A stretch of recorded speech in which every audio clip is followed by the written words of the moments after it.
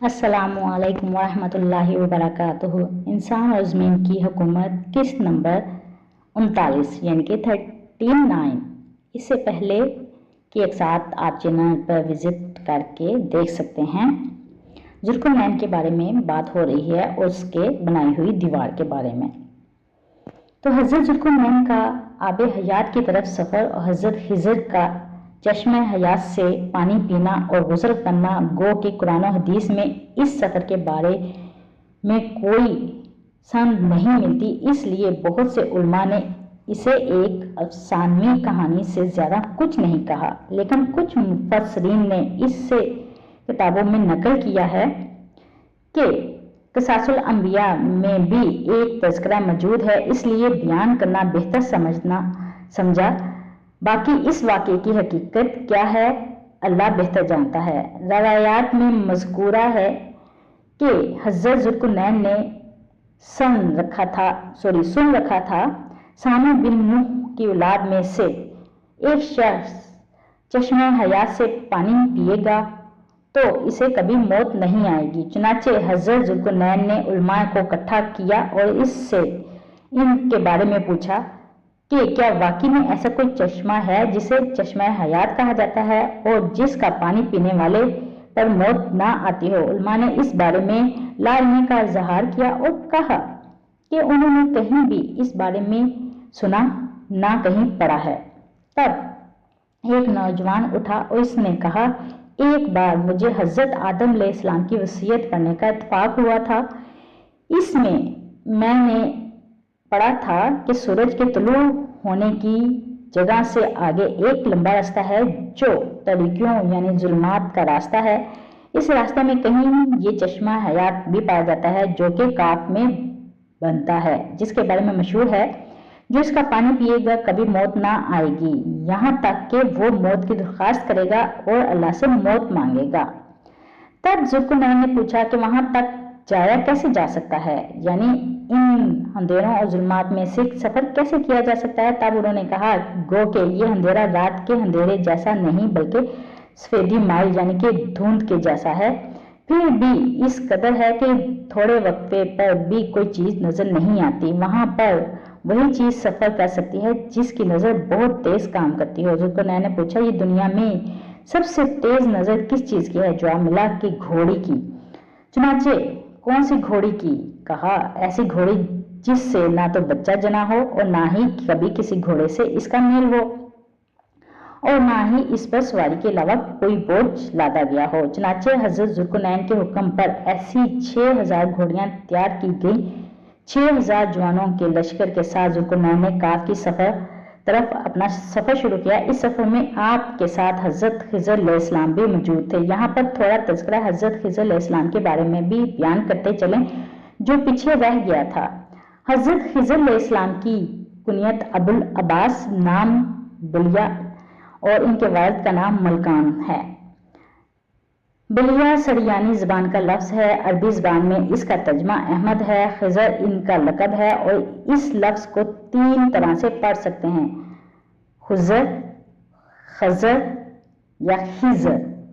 खज़र के मीनिंग सब्ज़ चीज़ के हैं। ये जहाँ बैठते थे वहाँ आपकी बरकत से हरी हरी घास उग जाती थी, इसलिए लोग इनको खज़र कहते थे। ये बहुत ही आला खानदान से ताल्लुक़ रखते हैं। इनके अबाउजदाद बादशाह थे। बाज़ आरफीन ने फरमाया है, जो मुसलमान इनका और इनके वालिद का नाम और इनकी कुनियत याद रखेगा, इंशाअल्लाह इनका खात्मा ईमान पर होगा। अल-कहफ 65। ये हज़रत खिज़र अलैहिस्सलाम हज़रत ज़ुल्कुरनैन के खालाजाद भाई भी थे। हज़रत खिज़र अलैहिस्सलाम हज़रत ज़ुल्कुरनैन के वज़ीर और जंगजू में अलमबरदार रहे हैं। ये सामी बिन नूह अलैहिस्सलाम की औलाद में से हैं। तफसीर साबी में है कि हज़रत ज़ुल्कुरनैन हज़रत इब्राहीम खलीलुल्लाह अलैहिस्सलाम के दस्ते हक परस्त पर इस्लाम कबूल करके मुद्दों उनकी सोबत में रहे। हज़रत इब्राहीम खलीलुल्लाह अलैहिस्सलाम इनको कुछ वसीयतें भी फरमाई थी। ये सूरह सावी जिल्द नंबर 4 अल-कहफ 82। تو اس سے یہ معلوم ہوتا ہے کہ حضرت خضر علیہ السلام کا دور حضرت ابراہیم علیہ السلام کے دور کے فوری بعد کا ہی ہے۔ حضرت خضر علیہ السلام کے بارے میں علماء میں یہ اختلاف بھی پایا جاتا ہے کہ وہ نبی تھے یا ولی۔ بعض کے مطابق وہ نبی تھے اور بعض کے مطابق وہ نبی نہیں تھے، بلکہ اپنے زہد و تقویٰ کی بنیاد پر منصوبہ ولیت بلکہ اپنے زہد و تقویٰ کی بنیاد پر معمور تھے۔ اللہ کی طرف سے کچھ کرامتیں ہوئی تھی، اب باقی اللہ تعالیٰ جانتے ہیں۔ چنانچہ ذوالقرنین کے حکم پر 6000 گھوڑیاں جو سفر کے لیے موزوں تھیں، ان کے ساتھ اور وہ تمام مساف جو بیان کیے گئے تھے یا عتم موجود تھے۔ تیار کی گئی مشرق کی سمت کاف کا سفر شروع ہوا۔ مذکورہ ذوالقرنین نے علماء سے بھی اس سفر کے چلنے کو کہا، لیکن انہوں نے جانے سے انکار کر دیا اور کہا آپ جائیں، ہم پیچھے یہاں کے انتظامات نبھائیں گے اور یہ دنیا کی آفت میں ہم پڑنا نہیں چاہتے۔ تب پوچھا کہ یہ بتاؤ کہ جب ہم ظلمات میں داخل ہوں گے تو اندھیرے کی وجہ سے نظر تو کچھ نہ آئے گا، تو کہیں ایسا تو نہیں کہ ہم ایک دوسرے کو کھو دیں گے، یعنی قافلے بکھر جانے کا خطرہ بھی ہو سکتا ہے۔ تب انہوں نے کہا ایسی صورت میں اگر آپ کے پاس لال و گوہر ہوں تو زیادہ بہتر رہے گا، ان کی روشنی سے قافلے بکھرنے یا اس کے دوسرے بچھڑنے کا خطرہ کم ہو جائے گا۔ قافلے میں یا دور ہوں یا پاس، چنانچہ ذوالقرنین نے خزانے سے تمام لال و گوہر منگوائے اور انہیں حضرت خضر کے حوالے کیا۔ انتظامات سلطنت کے اپنے ایک بھروسے مند ملازم کو سونپے اور کہا 12 برس تک میرا انتظار کرنا، اگر میں اس عرصے میں لوٹ آیا تو ٹھیک، ورنہ پھر تم جو لوگ بہتر لگے مشاورت سے طے کر لینا۔ اس کے بعد ذوالقرنین اس کے ساتھ ایک نوجوان عالم جس نے چشمہ حیات کے متعلق صحیح رہنمائی کی تھی، اس کے علاوہ حضرت خضر علیہ السلام جو کہ سپہ سالار تھے اور ایک لشکر 6000 سپاہیوں پر مشتمل تھا، چشمہ حیات کو ڈھونڈنے کی مہم پر روانہ ہو گئے۔ اس کے پار ایک چشمہ ہے جسے پار کرنے کے بعد وہ ظلمات شروع ہونی تھی۔ تب وہ پہنچ کر ذوالقرنین کے حکم پر لشکر کو 2 ٹکڑوں میں بانٹ لیا گیا۔ ایک حصہ حضرت خضر علیہ السلام کی قیادت میں تھا، دوسرا ذوالقرنین کی۔ اب سفر یوں تھا کہ آگے حضرت خضر کا لشکر تھا اور پیچھے ذوالقرنین کا، اور فاصلہ اتنا تھا کہ جس جگہ حضرت خضر کا قافلہ پڑاؤ ڈالنے کے بعد آگے بڑھتا تو اس کے وہاں پر ذوالقرنین قافلے کے آگے پڑاؤ ڈالتے، یعنی کہ ایک دوسرے سے رات میں دن رات کی مسافت کی دوری آ گئی۔ کچھ عرصے تک یہ سفر خیریت سے چلتا رہا، پھر کسی وجہ سے ذوالقرنین کا قافلہ راستہ بھٹک گیا، اور جب حضرت خضر نے انہیں پیچھے نہ پایا تو اپنے لشکروں سے وہیں رکنے کو کہا اور خود دوسرے قافلے کی تلاش کے لیے نکلے، خود بھی بھٹک گئے اور اسی طرح نامعلوم عرصہ تک تاریکیوں میں گھومتے رہے۔ چونکہ وہاں ہر دن رات کی نہ تھی سو وقت مقرر نہ ہو سکا کہ کتنا عرصہ رہے۔ تب آپ نے ایک لال جو بڑا تھا، تاریکی میں مثل آفتاب کی طرح چمکتا تھا، چراغ کی طرح روشنی اس کی دور تک جاتی تھی، زمین پر رکھ دیا۔ تب اللہ کے حکم اور قدرت سے تاریکی کافور ہونے اور روشنی پھیل گئی۔ روشنی میں آنکھیں دور تک دیکھنے کے قابل ہوئی۔ حضرت خضر کو وہاں ایک چشمہ دکھائی دیا۔ سفر کے تھکان کو دور کرنے کے لیے حضرت نے اس میں غسل کیا اور اس سے پانی پیا، گو کہ حضرت خضر کو معلوم نہ تھا کہ یہی چشمہ آب حیات کا ہے، لیکن جب اس کا پانی پی چکے تو اس پانی میں وہی تمام خصوصیات پائیں جو کہ چشمہ حیات کے متعلق سنی تھی۔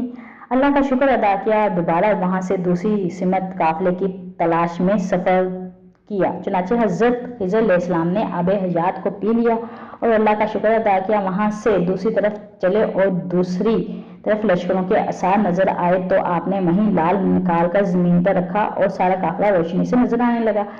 تب ذوالقرنین کو وہاں نہ پایا تو ان کے متعلق پوچھا۔ بعض روایت میں قافلوں کو ایک مقام پر کھڑا کر کے دونوں خود آگے گئے اور کسی وجہ سے بھٹک گئے اور ایک دوسرے سے الگ ہو گئے۔ تب حضرت خضر آب حیات تک پہنچ گئے۔ جب حضرت ذوالقرنین وہاں سے دوسری طرف ایک بالا خانے میں جا پہنچے، اس کی 4 دیواری ہوا میں معلق تھی، اس سے پرندے بہت دیکھے جو کہ مرغ جیسے تھے۔ ان پرندوں نے حضرت سے پوچھا تم کون ہو، اپنی ہستی چھوڑ کر اس ظلمت میں کیوں پڑے ہو؟ حضرت ذوالقرنین نے کہا کہ میں یہاں آب حیات پینے آیا ہوں تاکہ ہمیشہ کی زندگی حاصل کر سکوں، کبھی موت نہ آئے۔ شاہ مرغ نے کہا اے ذوالقرنین تو موت سے کیوں ڈرتا ہے؟ اگر تو نیک مومن ہے تو یہ تو तेरे वास्ते खुशखबरी की तरह होगी, मुलाकात कर सके अपने मालिक से और दुनिया के गमों परेशानियों से हटकर हमेशा की नेमतें और जिंदगी मिलेगी। फिर मजीद कहा, अब वो वक्त आ चुका है कि मर्द सब लिबास हरीर नरम रेशम पहनेंगे और बड़े और पायदार मकान बनाएंगे और दुनिया के पीछे ऐशो शहत और लहू और लहाब मसरूफ रहेंगे। ये कहकर अपना झाड़ा और जुल्कनैन ने देखा कि तमाम अमरात जौहरात की बन गई हैं। तब मोरू ने कहा, ए जुल्कनैन, अब चंग, बज और बरत और तन्नूर ये सब मौसीकी के आला जात हैं। बजने का वक्त आ गया है, यानी कि लोग अब रक्स और सुरूर और मौसीकी की तरफ रागिब होने लगेंगे। और फिर अपना झाड़ा तो बाला खाना तमाम लालो जकूत का बन गया। ये देखकर हजरत जुल्कनैन बहुत हैरान हुए। तब मोर ने कहा कि तू हैरान ना हो और ना ही घबरा, ये बाला खाना तमाम और जुल्मात इब्लीस का कारखाना है। और मजीद कहा कि अब दंगे फसाद होगा और लोग दुनिया के लिए एक दूसरे का खून बहाएंगे और जमीन पर फसाद बर्पा करेंगे। फिर इसने पूछा कि दुनिया में ला इलाहा इल्लल्लाह बाकी रहेगा या नहीं? हजरत ने कहा, बाकी है।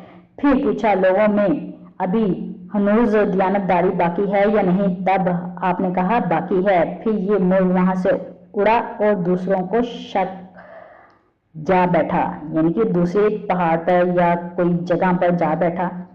मरवी है कि फिर इसने हजरत जुल्कनैन से कहा कि तू इस दूसरे बालाखाना पर जाकर देख तो वहां क्या चीज है। चुनाचे हजरत जुल्कनैन वहां गए, देखा कि एक शख्स एक पांव पर खड़ा नरसंगा मुंह में लगा खड़ा है। कहते हैं वो हजरत इसराफील अलैहिस्सलाम थे जो सूर फूकने के लिए अजल से ऐसे ही खड़े आसमान से हुक्म नाजिल होने का इंतजार फरमा रहे हैं। तब उन्होंने जुल्कनैन से पूछा, ए जुल्कनैन, तू अपनी सल्तनत और रोशनी मुल्क की छोड़कर इन अंधेरों और जुल्मत में क्यों आ पड़ा है? क्या तुझे बहुत ना था जो तेरे रब ने तुझे अता किया? तब हजरत जुल्कनैन ने कहा, मैं यहाँ आबे हयात पीने आया हूँ ताकि मेरी जिंदगी लंबी हो सके। जमीन और हुक्म इसका कि जमीन पर फैलाता रहूं और सरकशों के खिलाफ अल्लाह की राह में लड़ता रहूं। तब हजरत इसराफील ने जुल्कनैन के हाथ में एक पत्थर मिसाल बिल्ली के सर की दिया और फरमाया, मैं तुझे गफलत से होशियार कर दिया है, अब ज्यादा हिस्स मत हो और यहाँ से वापस चला जा। चुनाचे हजरत जुल्कनैन वहां से बिना आबे हयात पिए ही वापस लौट आए। अपने लश्कर से आ मिले, सब वहां से इकट्ठे होकर वापसी चले गए। तब इस अंधेरे में कुछ पत्थरों के छोटे छोटे टुकड़े देखे जो घोड़ों की टापों के नीचे आ रहे थे। तब हजरत ने पूछा, ये क्या चीजें हैं? चमक इनके मिसल शब्द चिराग की सी मालूम होती हैं। तब एक आलम ने कहा, ये पत्थर हैं, खासियत इनकी ये है कि जो उठाएगा वो भी पछताएगा और जो ना उठाएगा वो भी पछताएगा। चुनाचे इनमें से कुछ लोगों ने संगरेजों के कुछ टुकड़े उठा लिए और जिन्होंने ना उठाए इन पर हंसने लगे कि तुम भला ये बेकार से पत्थरों के टुकड़े क्यों इकट्ठे करते हो जो कि तुम्हें कोई फायदा ना देंगे? करीब है कि तुम इन पर अफसोस करो, फेंक दो इन्हें। भला फिर तुमसे ज्यादा अहमक कौन होगा? यानी जब रोशनी में जाओगे तो इन्हें बेकार जानोगे, तब अफसोस करोगे क्यों उठा लिए थे। बाद में अफसोस करना अहमकों का काम होता है। इस तरह इनका ठट्ठा उड़ाने लगे। तब उन लोगों ने कहा, अहमद तो तुम हो, हमने तो ये इसलिए उठाए हैं कि चमक हैरान किए दे रही है, सो चाहते हैं कि बाहर रोशनी में जाकर इन्हें देखें कि ये क्या है। चुनाचे जब वो लोग जुमा से बाहर निकले तो रोशनों में पहुंचे तो देखा वो संगरेजे दर हकीकत गोहर नयाब और लालो जवाहर से भी ज्यादा कीमती हैं। तब जिन लोगों ने उठाए थे वो कहने लगे, हाय अफसोस, तुम लोगों सच कहते थे, हम बड़े ही अहमक है, भला हमने क्यों ना उठाया। इस तरह वो एक दूसरे पर हंसने लगे और कुछ पछताने लगे। और फिर उठाने वाले कहेंगे कि हमको तो कुछ दो, लेकिन वो हरगिज ना देंगे। तब जुल्कनैन ने हजरत से इनकी हकीकत के बारे में पूछा, भला बताओ इसमें क्या राज पोशीदा है कि ऐसा हजरत खिज़र अलैहिस्सलाम ने ऐसा इल्म अता किया। वो पोशीदा बातों और इशारों को अपने इल्म और हिकमत से जानने वाले थे, जैसा कि हजरत मूसा अलैहिस्सलाम के किस्से में भी इंशाल्लाह आएगा आगे जाकर। चुनाचे जुल्कनैन के पूछने पर हजरत खिज़र अलैहिस्सलाम ने फरमाया, ए बादशाह, ये जुल्मात की मिसाल दुनिया की है। इंसान हमेशगी जिंदगी की हयात से ऐसी शराबी हासिल करेगा, इसे कभी मौत ना देखनी पड़ेगी। इंसान इसी लालच में दुनिया के जुल्मात और अंधेरों में भटकता रहेगा, यहाँ तक कि वापसी का हुक्म आ जाता है। मिसाल के तौर पर इन पत्थरों के माल और नेकियों की सी है। अगर जो लोग नेकियां चुनने लगेंगे, वो सरकश लोग इन पर हंसने लगेंगे। भला ये तुम्हें क्या फायदा देंगे? जब हम मरकर मिट्टी जाएंगे, फिर भला कैसे मुमकिन है कि जिंदा हो सकें? लेकिन वो नहीं जानते जिसने पहली मर्तबा इंसान को पैदा किया, जब ये कुछ ना था तो दूसरी मर्तबा पैदा करता। इसको क्या मुश्किल? तब जब ये लोग दुनिया की जुबान से निकलकर हशर में इकट्ठे होंगे, तब नेकोकारों की नेकियां और बज़ाहिर नजर आने वाली संगरेजों की तरह कीमती होंगी। एक एक नेकी का अजर बहुत ज्यादा होगा। तब दोनों अफसोस करेंगे कि नेकोकारों इस बात पर कि काश हम दुनिया में अच्छी नेकियां करते, काश हम दुनिया में इनकी बात माननी होती, कुछ नेकियां हम भी कमा लेते। अब फिर क्या होगा जब चिड़ियां चुग गई खेत, और हमेशा पछतावा इनका मुकद्दर बनेगी। बहुत कम लोग ऐसे होंगे जिन्हें इस दिन किसी किस्म का कोई पछतावा ना होगा। और इंसान अपनी रंगीनियों में लगाकर काफल कर देती है। ये जो बातें मूह ने बयान की थी वो फितने, फसाद और जाहिर होते रहेंगे। और जो मामला इसराफील इस्लाम का देखा, तो वो निशानी यह है कि किसी भी वक्त सूर फूका जा सकता है। तो हजरत ज़ुल्करनैन से पूछा कि बताओ, जो पत्थर इसराफील ने मुझे दिया, इसकी हकीकत क्या है? हजरत खिज़र ने एक बड़ा तराजू मंगवाया और कहा, ए ज़ुल्करनैन, अपना पत्थर एक का एक टुकड़ा इसके एक पलड़े में रखो। चनाचे रख दिया। फिर फरमाया, दूसरे पलड़े में ढेर सारा माल रखो। ज़ुल्करनैन अपना दूसरा माल दूसरे पलड़े में रखना शुरू किया। वो इतना माल खा गया कि दूसरे पलड़ा जरा सा हिला भी नहीं, और जिसमें छोटा पत्थर रखा गया था वो अपनी जगह बरकरार था। इसमें क्या हिकमत है? ज़ुल्करनैन ने पूछा। फरमाया, ए बादशाह, हिकमत इसमें यह है कि तुम सुकून और आराम छोड़कर दुनिया के खजानों और मालो और जर की तलाश में मारे मारे फिर रहे हो, जबकि तुम्हारा पेट सिर्फ एक मुट्ठी कब्र की मिट्टी से भरने वाला है। वहां कुछ साथ ना ले जा सकोगे, ना तुम्हारा काम ही कुछ आएगा। मरवी है कि हज़रत ज़ुल्करनैन पर इस बात का इतना असर हुआ कि उन्होंने सब हुकूमत वगैरह छोड़ दी। इसके बाद अल्लाह की इबादत में मसरूफ रहने लगे और दुनिया के माल खजानों को तर्क कर दिया। बाज ने कहा कि ये ज़ुल्करनैन का पहला सफर था। इसके बाद सफर जो उन्होंने किए, सिर्फ लोगों तक हक बात पहुंचाई और इन्हें अल्लाह की बात पहुंचाने के लिए सारे आलम का सफर किया और लोगों तक दावत हक पहुंचाई। ये ज्यादा सही रवायत है। बाकी सब चीजें अल्लाह जानता है। और यहीं पे ज़ुल्करनैन का सफर खत्म होता है।